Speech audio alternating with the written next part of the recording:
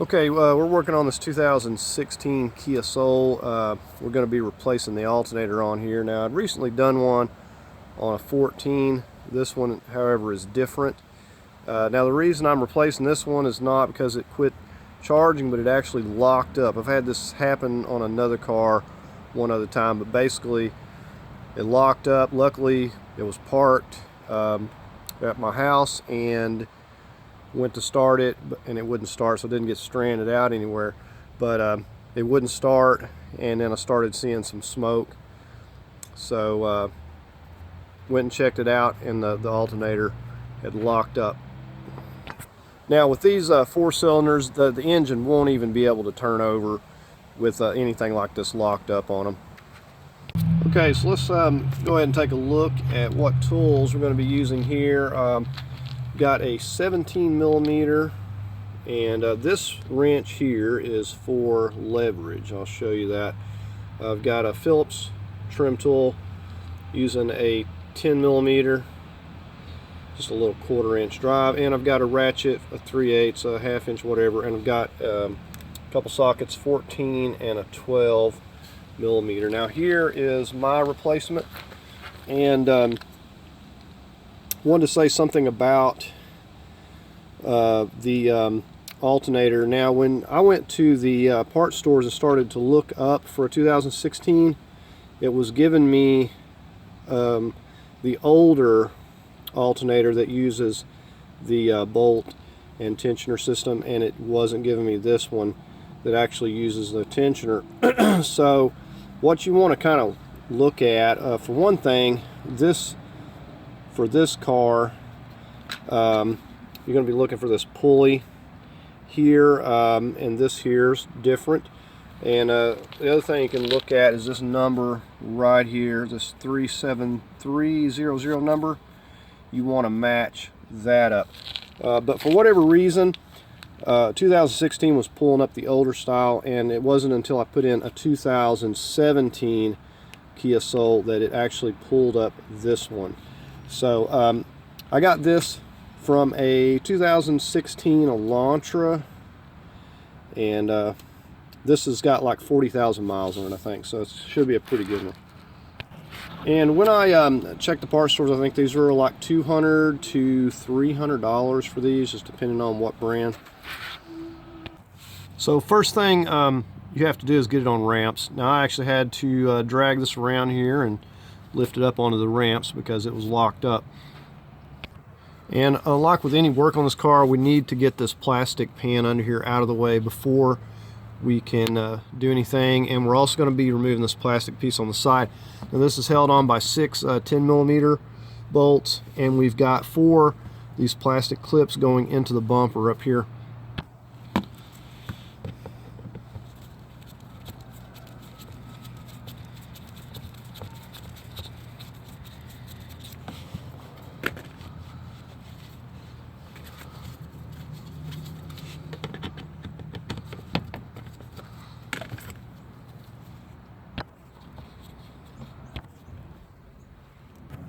Okay, we're just working our way across. We got a couple more of these plastic clips. All right, next thing up, we got to start getting these 10 millimeter bolts out of the way.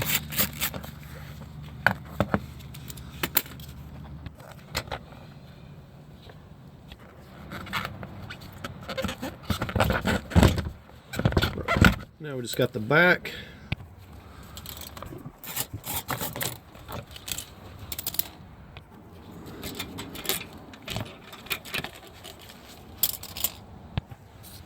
Okay, last one.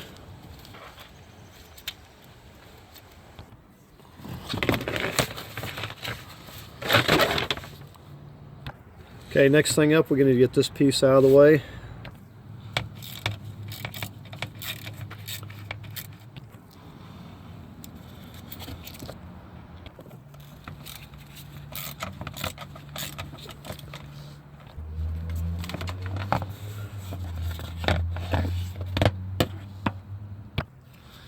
Okay, so now we got to get to our tensioner up here, and it's over here on this side, and it's kind of tricky to get to. We're going to be using the 17.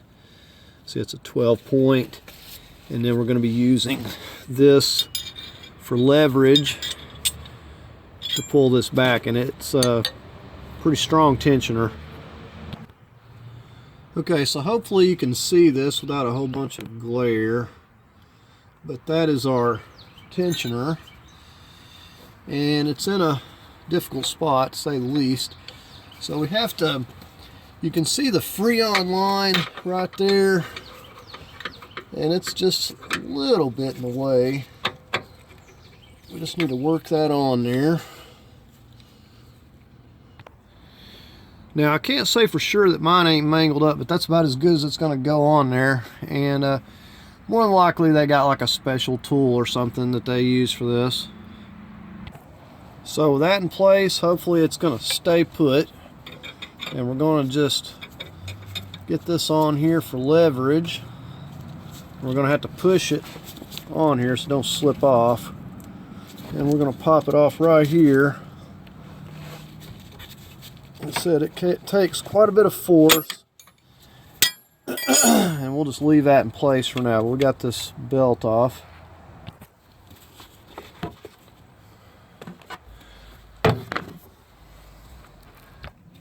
Okay, so we got our 10mm.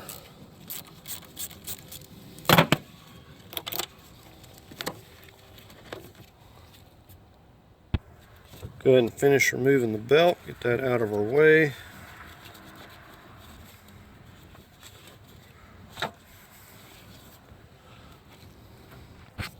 Okay, we're going to get on these wires. Now this one is clipped in here. If you come through here with your tool, you can push that clip. You can push the tabs, as you see right there. Push those in, and that you can avoid breaking it. Now my other alternator, this is broken off, so it doesn't matter on mine.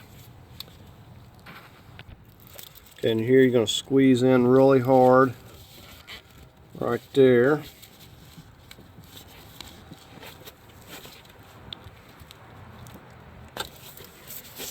Okay, so you just squeeze in on that. And sometimes these can really stick from just dirt and stuff over time. And we get the VVT. And we'll just pull this up and out of here.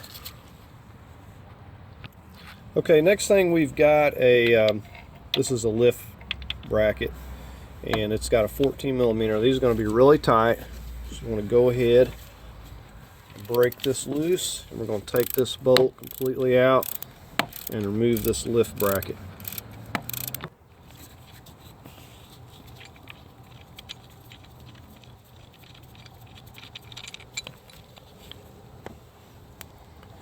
It has a little piece right here, a tab that helps to locate it.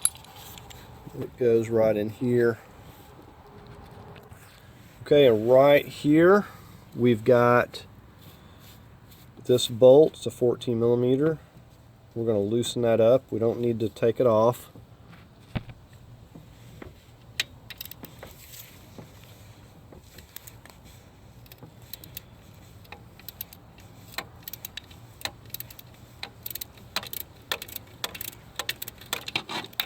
Okay. Okay, this next one you can't really see here. You look down in here by these Freon lines, and we're going to have a 12mm. So there's the 12mm, and we're going to use this ratchet here to break it loose, and we're going to completely remove that. So there's very little room to get your hands in here, so you'll just have to take your time. And once I got it loose enough, I'll just reach down here with my hand and finish getting it here. Okay, so I did leave out a tool. You're going to need a screwdriver or a pry bar. You're going to just get back up against that, stay away from your sensor. Just start wiggling, and you can see how we can just lift that right out of there. It's going to be tight, but it'll pop out of there. Okay, one thing I did forget to do was take this idler off, because I should have done it while it was tightened. because this is probably going to get in the way. So I'm going to get this loose. We're just going to take this bolt and we'll do the same thing on that other one, as it came with the this idler. We're going to take that off because more stuff that's on here is just going to make it a little bit more difficult to get it out.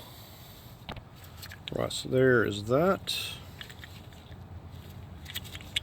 It'll hold on to your bolt, or it should.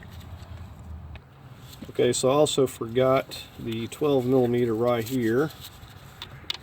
Get our ratchet on here. Looks like I might need a shorter one. Okay, so there's that 12mm. And I'll just slide right off of there. Push that back out of the way. So everything is loose. We're just going to start trying to work it up and out of here. It's a little bit of a tight squeeze, but it should come out of here no problem. So just brought it right up and out of there. Like I said, this thing is completely locked up. I even tried putting a socket on it. It does not budge. Now I will say that this looks pretty good.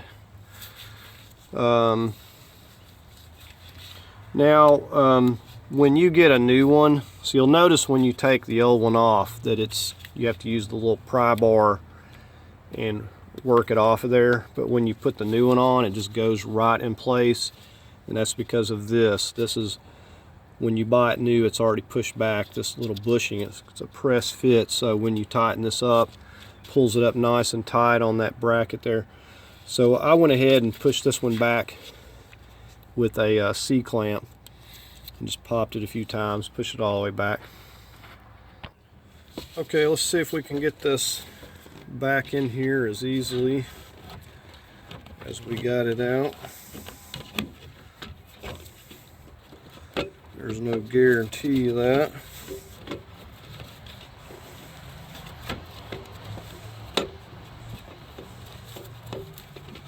And you know, sometimes you just have to kind of work stuff around and mess with it a minute, figure out what's the best way of doing it.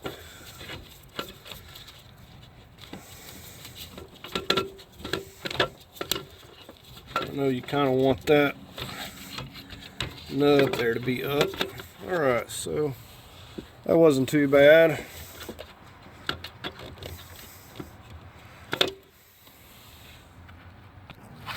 Okay, so the very first thing that we're going to do is we're going to set that 12mm. We're going to line it up right there with the back that you can kind of sort of see. So if we can get in there a little bit. So we're going to line that up with that hole. First thing while it's loose. And it goes without saying, you'll want to thread this bolt down by hand as far as you can get it before you even think about putting your ratchet on there, because you don't want to get it cross-threaded. Okay, I've run it down a little bit with the ratchet, but I did not get it tight. I'm going to tighten the 14 and that one at the same time.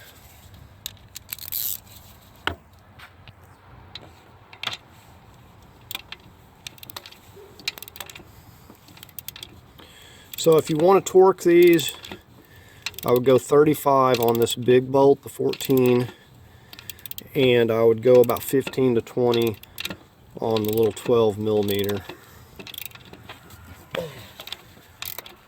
It's going to take a minute to get this bushing tight and back up in there, so I'm kind of pushing it down where it's seated.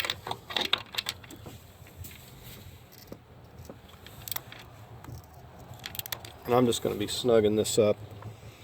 Tighten this enough, and then we'll get back on to the 12.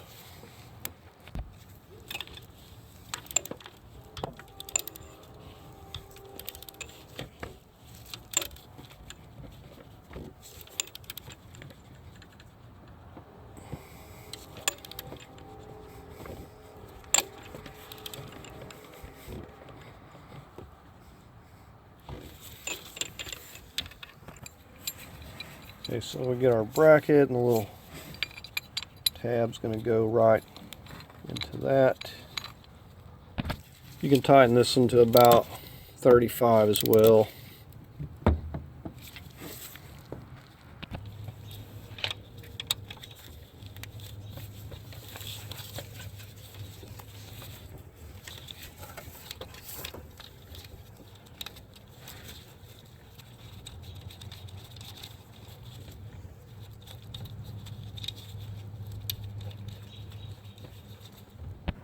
Now this doesn't need to be terribly tight. You could actually break it, snap it off. So just don't, get it snugged up, but don't get it too tight.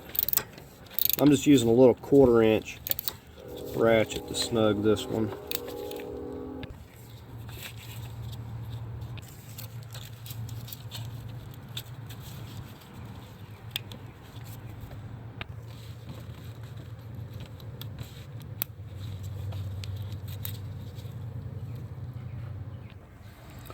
We're going to put a little medium Loctite on this idler.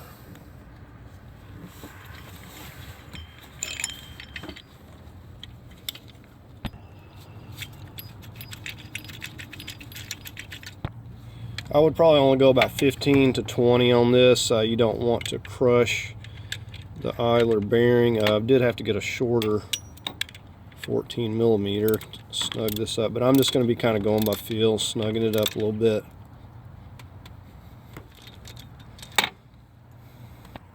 Alright, so we need to start routing the belt back on, and we need to make sure that it didn't come off of anything, the tensioner, the crank, or anything else. We'll make sure that everything's lined up here, and we'll go back underneath. Okay, and you want to make sure that it's lined up with everything properly, or you'll be redoing it. And sometimes you gotta, like I said, it takes a lot of force to pop this over here. Make sure it's on your water pump, right? Alright, so we'll go check it out.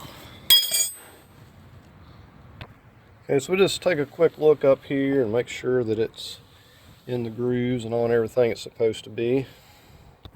Alright, so it looks good. Let's wiggle our wrench back off. If the wrench doesn't want to cooperate, you may have to go up with your pry bar and pop it off there. It kind of likes to get hung.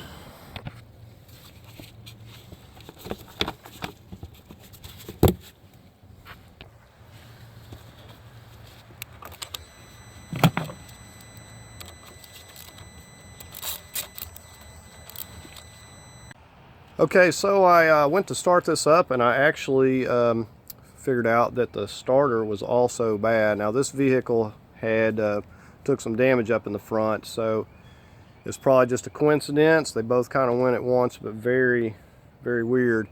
But I took that. Luckily, I had a starter from my other car, so I just put it on here. So we'll go ahead and crank it up. And the weird thing was, no battery light, anything come on. The alternator just locked up. Once the vehicle was parked, it locked up while it was sitting there. And then it said come out to start it the next day, wouldn't start, and smoke was coming out from underneath. I figured it was just from the alternator or something, but I hadn't seen that before either. And thought, okay, I'll get another alternator. But it turns out the starter was bad as well. So anyways, nothing left to do. We get these little plastic pieces back under here, and that's going to do it. So I hope you found the video helpful. If you did, give it a thumbs up. As always, I invite you to subscribe, and thanks for watching.